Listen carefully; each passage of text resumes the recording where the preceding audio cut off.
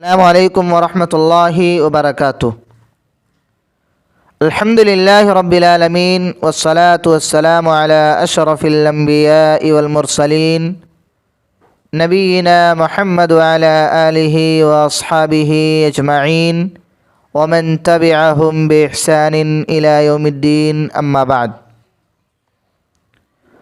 محترم و معزز سامعین کرام، پچھلے چند دروس سے باتیں چل رہی ہیں توحید کی فضیلت کے تعلق سے۔ اس سے پہلے ہم نے آپ کے سامنے توحید کی اہمیت کے تعلق سے کچھ باتیں کی تھیں، اور پچھلے 3 دروس میں آپ حضرات کے سامنے توحید کی فضیلت کے تعلق سے باتیں کی گئیں، اور آج کے درس میں بھی انشاءاللہ ہم توحید کی فضیلت ہی کے تعلق سے 1-2 فضیلت بیان کر کے اپنی بات کو ختم کروں گا۔ محترم حاضرین،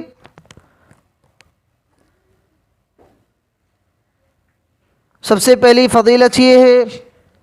کہ اہل توحید کی شفاعت اللہ رب العالمین کے ہاں قابل قبول ہوتی ہے۔ جو انسان اللہ رب العالمین کے ساتھ کسی کو شریک نہیں ٹھہراتا ہے، کسی کو مشکل کشا حاجت روا تصور نہیں کرتا ہے، ایک اللہ کی عبادت کرتا ہے،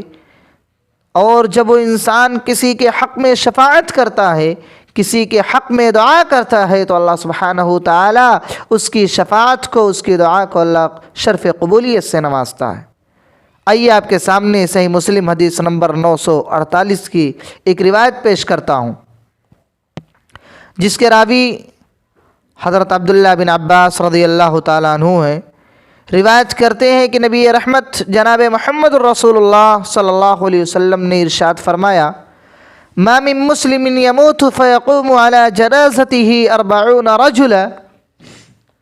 لا يشركون بالله شيئا الا شفعهم الله فيه، کہ جو مسلمان فوت ہو جائے پھر اس کی نماز جنازہ میں 40 افراد شرکت کریں، 40 لوگ شرکت کریں جنہوں نے کبھی اللہ رب العالمین کے ساتھ شریک نہیں ٹھہرایا، جنہوں نے کبھی اللہ رب العالمین کے ساتھ کسی کو مشکل کشا نہیں تصور کیا، جنہوں نے کبھی اللہ رب العالمین کے ساتھ کسی اور کو حاجت روا نہیں تصور کیا، جنہوں نے اللہ رب العالمین کے ساتھ کبھی کسی کو نفع و نقصان کا مالک نہیں سمجھا۔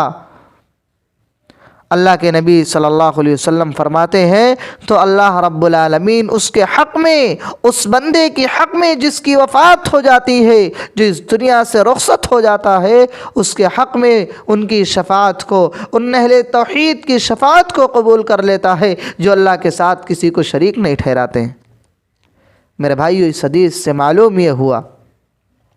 کہ اگر 40 افراد ایسے ہوں جو کسی مسلمان کے حق میں شفاعت کریں، اس کی جنازے میں شریک ہوں، نماز جنازہ پڑھیں، دعا کریں، تو اللہ رب العالمین ان کے شفاعت کو اللہ قبول کرے گا اور اس انسان کو اللہ رب العالمین بخش دے گا۔ لیکن شرط یہ ہے کہ جو انسان مرا ہے وہ بھی اہل توحید پر قائم و دائم رہنے والا ہوگا۔ تو یعنی اگر توحید والا ہے، اس کی وفات ہو گئی ہے، اور 40 لوگ ایسے ہیں جو اس کی جنازے میں شریک ہیں، وہ بھی اہل توحید ہیں، رب کے ساتھ کسی کو شریک نہیں ٹھہراتے ہیں، اس کے علاوہ کسی کے سامنے اپنے سر کو نہیں جھکاتے ہیں، تمام معاملات میں اللہ کو یکتا مانتے ہیں، تو ایسے لوگوں کی شفاعت اللہ رب العالمین قبول کر لے گا اور اس انسان کو بخش دے گا۔ اسی طریقے سے آئیے ایک روایت آپ کے سامنے پیش کرتا ہوں، اور یہ روایت مسند احمد کے اندر موجود ہے۔ وہ یہ ہے کہ حضرت ابو ہریرہ رضی اللہ تعالیٰ عنہ اس روایت کے راوی ہیں، کہتے ہیں کہ اللہ کے نبی صلی اللہ علیہ وسلم نے ارشاد فرمایا: تم سے پہلی امتوں میں ایک ایسا شخص تھا، ایک ایسا انسان تھا جس نے کبھی کوئی نیک عمل نہیں کیا تھا، اس نے کبھی اللہ رب العالمین کی عبادت نہیں کی تھی، نیک اعمال اس نے کیا ہی نہیں تھا، البتہ وہ توحید پرست تھا۔ وجہ کیا تھی کہ نیک عمل تو اس نے نہیں کیا تھا لیکن وہ توحید پرست تھا، ایک اللہ کو ماننے والا تھا، ایک اللہ کے ساتھ کسی کو شریک ٹھہرانے والا نہیں تھا، تمام معاملات میں اللہ رب العالمین کو یکتا مانتا تھا۔ اور جب اس کی موت کا وقت قریب آیا تو اس نے اپنے گھر والوں سے کہا، اپنے اہل و عیال سے، اپنے بچوں سے کہا، دیکھو جب میں مر جاؤں تو مجھے جلا دینا، جب میری وفات ہو جائے، جب میں اس دنیا سے رخصت ہو جاؤں تو مجھے قبر میں دفن مت کرنا، میری تدفین مت کرنا، مجھے جلا کر کے راکھ کر دینا، یہاں تک کہ میں کوئلوں کی طرح ہو جاؤں۔ جب میں کوئلوں کی طرح ہو جاؤں پھر ان کوئلوں کو پیس کر کے باریک کر کے میری راکھ کو تیز ہواؤں میں اڑا دینا۔ اللہ اکبر۔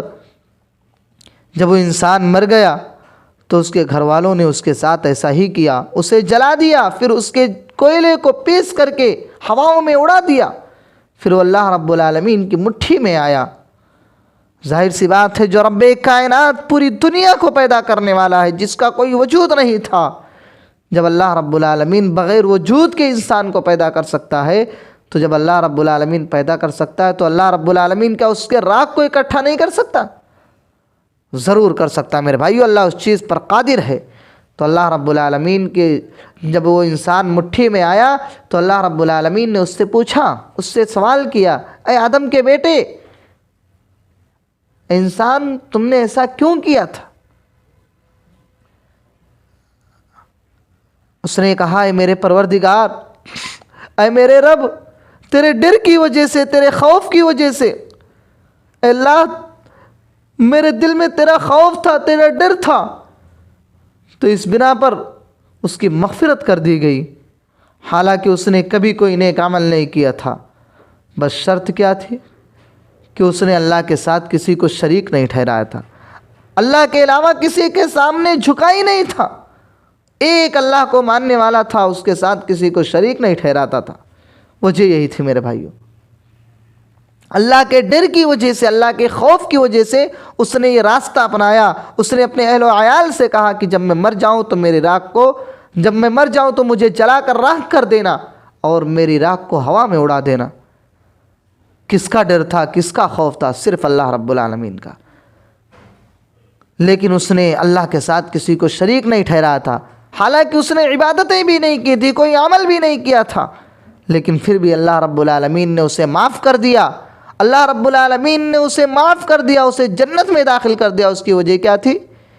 کہ اس انسان نے اللہ کے ساتھ کبھی بھی کسی کو شریک نہیں ٹھہرایا تھا۔ تو میرے بھائیوں، کہنے کا مقصد یہ ہے، اس حدیث کو بیان کرنے کا مقصد یہ ہے کہ ہمیں بھی چاہیے کہ ہم اللہ رب العالمین کی توحید کو اپنائیں، ایک اللہ کی وحدانیت کا اقرار کریں، اور اقرار کرنے کے ساتھ ساتھ اس پر عمل کرنے کی کوشش کریں، اس کے ساتھ کسی کو مشکل کشا حاجت روا تصور نہ کریں، اس کے ساتھ کسی کو نفع و نقصان کا مالک نہ سمجھیں۔ میرے بھائیوں، اگر ہم نے توحید کو اپنا لیا تو میرے بھائیوں، میں نے پہلے ہی بتایا ہے پچھلے درس میں کہ جو انسان توحید پرست ہوگا اللہ رب العالمین اس پر جہنم کو حرام کر دے گا۔ اللہ کے رسول صلی اللہ علیہ وسلم کی حدیث، صحیح مسلم کی حدیث میں نے آپ کے سامنے بیان کی تھی کہ من شہد لا الہ الا اللہ وان محمد رسول اللہ حرم اللہ علیہ الجنہ، کہ جو انسان اس بات کی گواہی دیا ہوگا کہ اللہ کے علاوہ کوئی معبود نہیں، اللہ کے علاوہ کوئی مشکل کشا نہیں، اور محمد الرسول اللہ صلی اللہ علیہ وسلم اللہ کے رسول ہیں، اللہ اس پر جہنم کو حرام کر دے گا۔